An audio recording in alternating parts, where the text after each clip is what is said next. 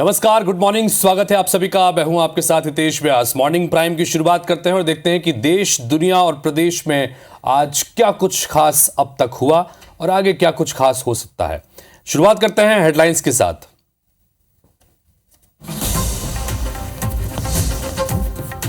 जम्मू कश्मीर के कठुआ में सेना के वाहन पर आतंकी हमला, जेसीओ समेत 5 जवान शहीद, 5 घायल। आतंकी संगठन कश्मीरी टाइगर्स ने ली हमले की जिम्मेदारी। पीएम मोदी के रूस दौरे का आज दूसरा दिन, 22वें रूस भारत शिखर सम्मेलन में होंगे शामिल। कल रूसी राष्ट्रपति व्लादिमीर पुतिन से की थी मुलाकात, साथ में किया dinner. CM doctor Mohan Yadav का आज महाराष्ट्र दौरा, यवतमाल में बीजेपी कार्यकर्ताओं से मिलेंगे मुख्यमंत्री। शाम 7 बजे से भोपाल सीएम हाउस में लोगों से करेंगे मुलाकात। आज रायपुर में होगी साय कैबिनेट की बैठक, किसानों और स्कूली बच्चों के लिए हो सकते हैं बड़े फैसले। मॉनसून सत्र की तैयारी की भी होगी समीक्षा। रामनिवास रावत की शपथ पर सवाल उठाने के बाद निर्वाचन आयोग पहुंची कांग्रेस। अमरवाड़ा चुनाव को प्रभावित करने के लिए शपथ दिलवाने का आरोप। बीजेपी के खिलाफ आचार संहिता के तहत दर्ज हो एफआईआर। मां ताप्ती पर पंडित प्रदीप की विवादित टिप्पणी का मामला सुलझा। कुबेरेश्वर धाम पहुंचे ताप्ती मंदिर के पुजारी। मुलाकात के बाद पुजारी ने कहा, विवाद अब खत्म।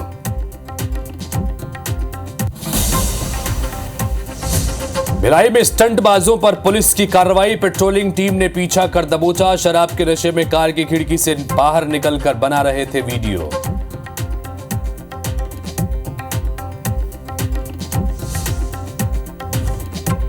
प्रायोजक हैं राजयोग पेन, खुशियां आपकी, रंग हमारे।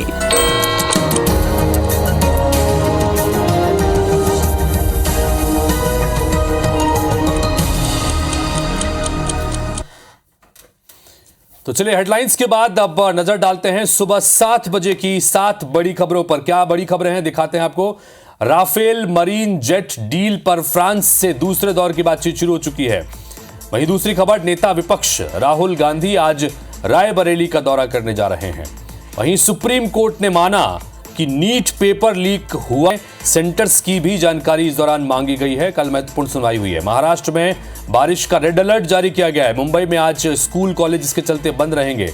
Mumbai hit and run case में शिवसेना नेता को जमानत मिल गई है, कल गिरफ्तार किया गया था। वहीं पेरिस ओलंपिक में पीवी सिंधु और शरत कमल तिरंगा थामेंगे भारतीय दल का। और सोना फिर 73,000 के पार पहुंचा, चांदी 91,000 के पार पहुंची है। तो इन खबरों पर भी विस्तार से बातचीत करते रहेंगे, लेकिन शुरुआत 7 बजे की कुछ और महत्वपूर्ण खबरों के साथ। जम्मू से खबर कर शुरुआत करते हैं, जहां पर कठुआ में सेना के वाहन पर आतंकी हमला हुआ है। हमले में जेसीओ समेत 5 जवान शहीद हो गए हैं, 5 घायल हुए हैं। पठानकोट मिलिट्री हॉस्पिटल में घायलों का इलाज जारी है। सर्च ऑपरेशन के दौरान आतंकियों ने यह हमला किया है। सेना ने पूरे इलाके को घेरा, सर्च ऑपरेशन तेज किया गया। भारी हथियारों से लैस आतंकियों ने यह हमला किया था। 3 से 4 आतंकियों ने सेना के वाहन पर हमला कर दिया। हमले की जिम्मेदारी कश्मीरी टाइगर्स आतंकी संगठन ने ली है। जैश-ए मोहम्मद की एक ब्रांच है कश्मीरी टाइगर्स। तो एक बार फिर से कश्मीर में नापाक हरकत को अंजाम देते हुए आतंकियों ने सेना के वाहन को निशाना बनाया है। सुरक्षा बलों के वाहन को निशाना बनाया गया, जिसमें 5 जवान शहीद हो गए हैं। जम्मू के कठुआ में यह हमला हुआ। इससे पहले बालाकोट में इसी तरह का एक बड़े हमले को अंजाम दिया गया था, जहां पर सेना की बस को उड़ाया गया था। और अब एक बार फिर से एक नापाक हरकत को अंजाम देते हुए आतंकियों ने सेना की बस को इस बार फिर से हमले पे निशाना बनाया और सेना के 5 जवान इसमें शहीद हुए हैं। कठुआ इलाके में हुआ और इसके बाद सेना ने पूरे इलाके में सर्च ऑपरेशन चलाया। बताया जा रहा है कि 3 से 4 आतंकी थे जिन्होंने इस हमले को अंजाम दिया है।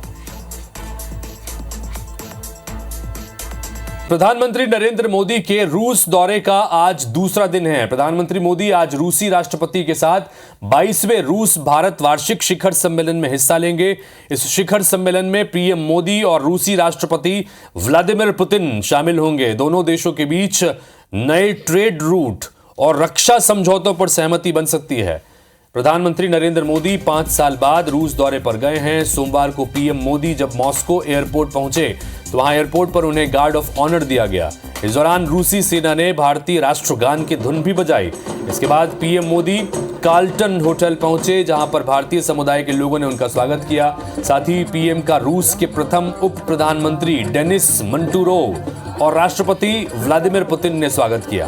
प्रधानमंत्री नरेंद्र मोदी ने राष्ट्रपति व्लादिमीर पुतिन से मुलाकात की और राष्ट्रपति पुतिन ने उनके लिए प्राइवेट डिनर भी रखा। इस दौरान दोनों नेताओं ने कई मुद्दों पर बातचीत की है। रूस और भारत के मैत्री संबंध कई साल पुराने हैं। दशकों से ये दोनों राष्ट्रों के बीच में बहुत मैत्री संबंध रहे हैं और यही वजह है कि जब प्रधानमंत्री नरेंद्र मोदी रूस पहुंचे तो पूरी आत्मीयता के साथ उनका शानदार स्वागत वहां पर किया गया। और आज इस दौरे का दूसरा दिन, जहां पर भारत रूस शिखर सम्मेलन में भी प्रधानमंत्री शिरकत करेंगे। राष्ट्रपति व्लादिमीर पुतिन ने उनकी मेजबानी की और उनके लिए प्राइवेट डिनर भी रखा। इस दौरान कई अहम मुद्दों को लेकर प्रधानमंत्री नरेंद्र मोदी और व्लादिमीर पुतिन के बीच में लंबी बातचीत हुई है।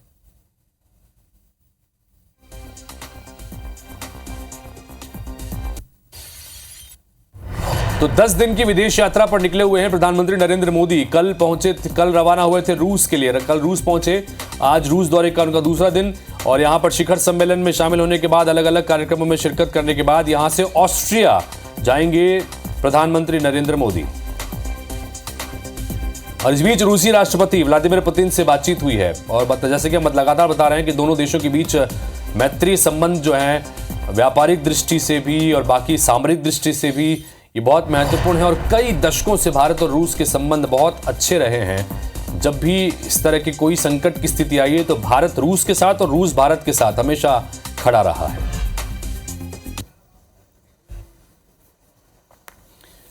तो जैसा हम लगातार बता रहे हैं कि अपनी इस 10 दिवसीय विदेश यात्रा के दौरान रूस के साथ साथ रूस में जब तमाम जो कार्यक्रम हैं वो जब हो जाएंगे तो यहां से फिर ऑस्ट्रिया के लिए रवाना होंगे और ऑस्ट्रिया में भी अब उनका इंतजार किया जा रहा है। तो शिखर सम्मेलन में शामिल होने के बाद यहां से ऑस्ट्रिया के लिए रवाना होंगे प्रधानमंत्री नरेंद्र मोदी।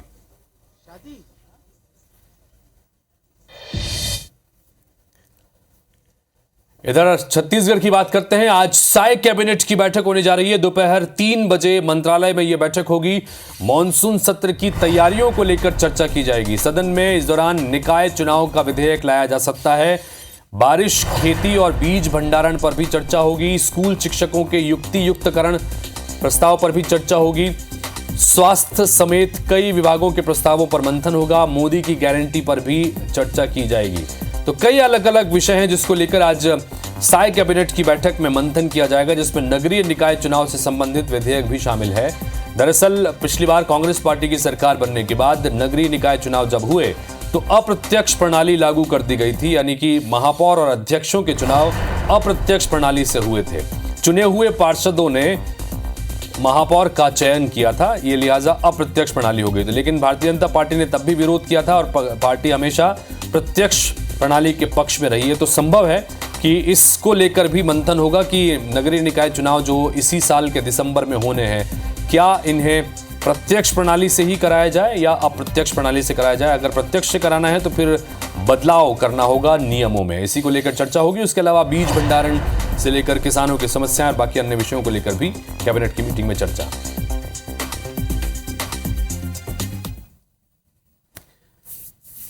इधर मध्य प्रदेश के मुख्यमंत्री डॉक्टर मोहन यादव की बात करें। आज महाराष्ट्र के दौरे पर रहने वाले हैं। नागपुर में स्थानीय कार्यक्रम में शिरकत करेंगे। बीजेपी कार्यकर्ताओं से मुलाकात करेंगे। दोपहर 12:30 बजे नागपुर से भोपाल रवाना होंगे। शाम 7 बजे से सीएम निवास में लोगों से वो मुलाकात भी करेंगे। तो सीएम डॉक्टर मोहन यादव नागपुर में स्थानीय कार्यक्रम में शिरकत करने के लिए आज महाराष्ट्र के दौरे पर रहेंगे। बीजेपी कार्यकर्ताओं से इस दौरान वहां पर मुलाकात होगी। दोपहर 12:30 बजे नागपुर से वापस भोपाल के लिए रवाना हो जाएंगे। शाम 7 बजे सीएम हाउस में लोगों से मुलाकात का कार्यक्रम है। इधर मध्य प्रदेश बीजेपी में संगठन की मजबूती पर फोकस लगातार है। मंडल स्तर पर अब संगठन के कार्यों की समीक्षा होगी। आज से 12 जुलाई तक सभी जिलों की कार्य समिति का आयोजन किया जाएगा।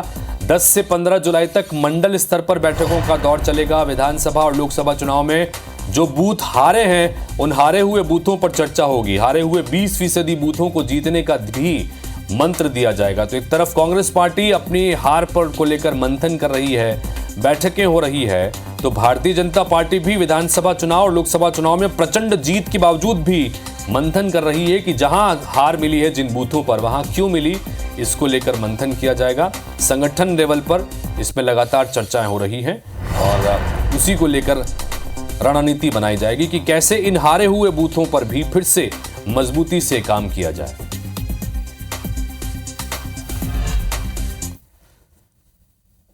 इधर रायपुर की बात करें, जहां पर आज कांग्रेस की आज और कल मैराथन बैठक होने जा रही है। दोपहर 2 बजे राजीव भवन में यह बैठक होगी। भूपेश बघेल समेत जिला अध्यक्ष इस बैठक में शामिल होंगे। कल रायपुर दक्षिण उपचुनाव को लेकर भी चर्चा की जाएगी। रायपुर के सभी प्रमुख नेता इस बैठक में मौजूद रहेंगे। हालांकि अभी उपचुनाव की तारीखों का ऐलान नहीं हुआ है, लेकिन कांग्रेस पार्टी भी इसे एक संभावना के रूप में देख रही है कि जिस तरह से लगातार यहां पर एक कद्दावर चेहरे के रूप में बृजमोहन अग्रवाल लगातार 8 बार से विधायक रहे हैं, अब उनके इस्तीफा देने के बाद क्या कोई संभावना कांग्रेस पार्टी के लिए इस सीट पर पहली बार पिछले करीब 4 दशक के दौरान बन सकती है, इसको लेकर भी मंथन होगा। और 2 दिन लगातार पार्टी की मजबूती को लेकर जमीन पर कैसे काम करना है, इसको लेकर मैराथन बैठक कल और आज रायपुर में चलेगी।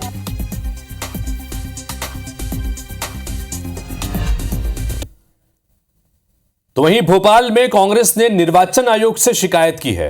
रामनिवास रावत ने दरअसल शपथ ली थी मंत्री की, और शपथ लेने के बाद कांग्रेस ने आरोप लगाया कि अमरवाड़ा चुनाव को प्रभावित करने के मकसद से यह शपथ दिलवाई गई है। मतदान के 2 दिन पहले चुनाव को प्रभावित करने के लिए ऐसा किया गया। बता दें कि 10 तारीख को उपचुनाव के लिए वोटिंग होनी, यानी कल रामनिवास रावत को मंत्रिमंडल में शामिल इस बीच कर दिया गया और इसके जरिए संदेश दिया गया, यह कांग्रेस का कहना है। कमलेश साहा को भी जनता जिताए तो जनता जो है उनको भी मंत्रिमंडल में शामिल कर लिया जाएगा, ये एक मैसेज देने की कोशिश की है। और इसी तरह से बीजेपी के खिलाफ आचार संहिता के तहत मामला दर्ज किया गया है। तो कांग्रेस पार्टी का ये कहना है कि 10 तारीख को मतदान होना है अमरवाड़ा में उपचुनाव के लिए, और उसको प्रभावित करने के मकसद से आनन फानन में यहां पर रामनिवास रावत को शपथ दिलाई गई है। जबकि अभी रामनिवास रावत ने कांग्रेस पार्टी के विधायक के पद से इस्तीफा भी नहीं दिया है। तो कांग्रेस पार्टी के विधायक रहते रहते उन्होंने मंत्री पद की शपथ ले ली। अब बीजेपी को कांग्रेस को ये डर कि कहीं अमरवाड़ा इससे प्रभावित ना हो जाए।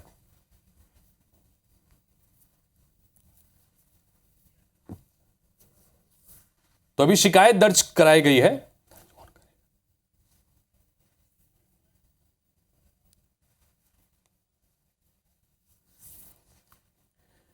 छत्तीसगढ़ में बढ़े बिजली के दाम और बिजली कटौती को लेकर कांग्रेस ने सोमवार को प्रदेश भर में प्रदर्शन किया। ब्लॉक स्तर पर कांग्रेस कार्यकर्ताओं ने राज्य सरकार के खिलाफ 1 दिवसीय धरना दिया। रायपुर में कांग्रेस नेताओं ने लालटेन लेकर प्रदर्शन किया और भिलाई की पावर हाउस अंबेडकर चौक पर कांग्रेस कार्यकर्ताओं ने धरना दिया। राजनांदगांव में कैलाश नगर बिजली ऑफिस के सामने कांग्रेसियों ने पंडाल लगाकर धरना प्रदर्शन किया। रायगढ़ में कांग्रेस कार्यकर्ताओं ने रामनिवास टॉकीज चौक पर धरना दिया, तो वहीं सक्ती में जिला मुख्यालय पर धरना प्रदर्शन किया गया। धरने में नेता प्रतिपक्ष और विधायक डॉक्टर चरणदास महंत शामिल हुए। गौरेला पिंडरा मरवाही में कांग्रेस नेताओं ने सेमरा तिराहे पर 1 दिवसीय धरना दिया और एसडीएम को ज्ञापन सौंपकर समस्या निवारण की मांग भी की। बलरामपुर में कांग्रेस कार्यकर्ताओं ने तहसीलदार को राज्यपाल के नाम ज्ञापन सौंपा। इसके साथ ही बालोद जिले के 5 ब्लॉक मुख्यालयों में कांग्रेस नेताओं ने धरना दिया। इधर भानुप्रतापपुर के मुख्य चौक में भी कांग्रेस नेताओं ने बिजली कटौती का विरोध किया है। वहीं पखांजूर ब्लॉक में कांग्रेस कार्यकर्ताओं ने बिजली विभाग और राज्य सरकार के खिलाफ नारेबाजी की और बिजली कटौती बंद करने और सस्ती दर पर बिजली देने की मांग भी की गई है।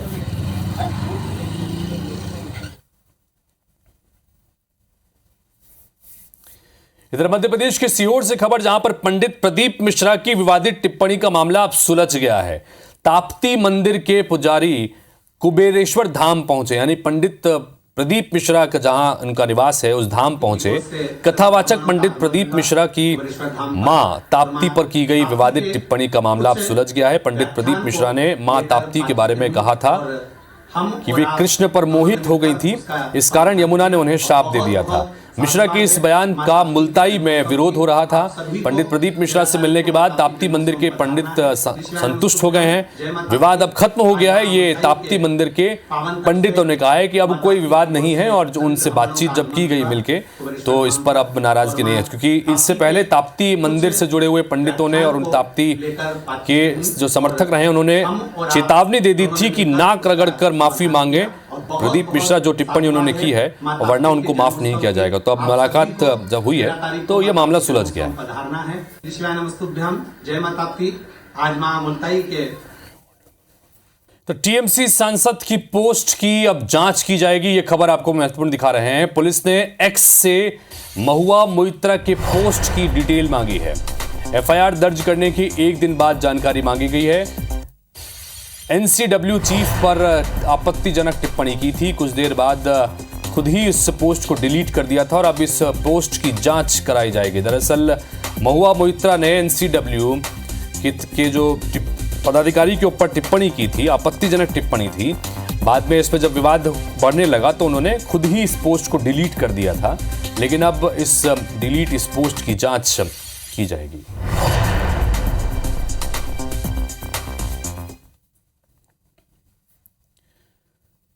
मध्य प्रदेश के सीएम डॉक्टर मोहन यादव जनता के लिए कितने संवेदनशील है, यह नजारा अमरवाड़ा में देखने को मिला। अमरवाड़ा चुनाव प्रचार के दौरान यहां एक महिला ने मुख्यमंत्री के काफिले को रुकवा लिया। मुख्यमंत्री ने संवेदनशीलता दिखाते हुए गाड़ी से उतरकर महिला से बातचीत की। महिला ने बताया कि वो नरसिंहपुर जिले के सुरवारी गांव की है। महिला के पति को जीभ का कैंसर है। महिला अपने पति के इलाज में आर्थिक तंगहाली के दौर से गुजर रही है। ऐसी स्थिति में अब वो पति का इलाज तो क्या, घर में पेट भर खाना भी नहीं बना पा रही। इसलिए परेशान होकर उसने सीएम के काफिले को रोकने की हिम्मत जुटाई। समस्या सुनने के बाद सीएम ने अधिकारियों को बुलाकर तुरंत इलाज कराने के निर्देश दिए और महिला की हर संभव मदद का आश्वासन दे दिया। सीएम की इस दरियादिली के लिए महिला ने मुख्यमंत्री का आभार जताया।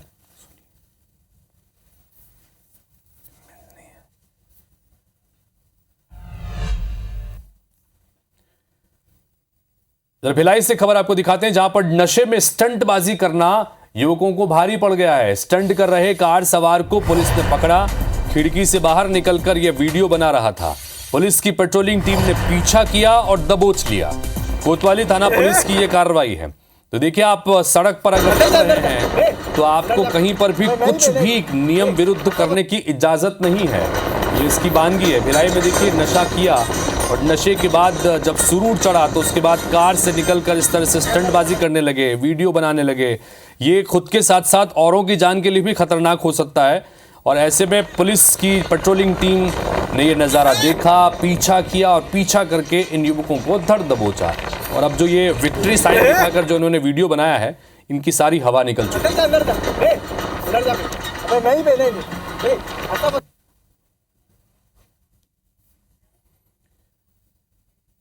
भोपाल से खबर, जहां पर एमपी के 18 जिलों में भारी बारिश का अलर्ट जारी किया गया है। श्योपुर, छिंदवाड़ा, शिवपुरी समेत 18 जिलों में अलर्ट है। पिछले 4 दिन से ग्वालियर, चंबल में तेज बारिश का दौर लगातार जारी है।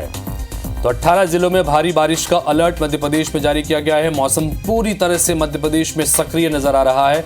लगातार कई इलाकों से कई भारी बारिश की खबरें भी आ रही है। पिछले 4 दिन से ग्वालियर, चंबल में तेज बारिश का दौर लगातार जारी है। इन सबके बीच 18 जिलों में और बारिश का अलर्ट मौसम विभाग की तरफ से जारी किया गया। तो वहीं महाराष्ट्र की बात करें, महाराष्ट्र में भारी बारिश का रेड अलर्ट जारी किया गया है। 6 जिलों में राज्य में बारिश का रेड अलर्ट जारी किया गया है। इसके चलते मुंबई के सभी स्कूल कॉलेज आज बंद रहेंगे, छुट्टी का ऐलान किया गया है। 12 जुलाई तक भारी बारिश की संभावना है।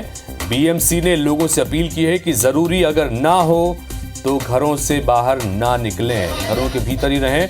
भारी बारिश का अलर्ट, 6 जिलों में रेड अलर्ट महाराष्ट्र के।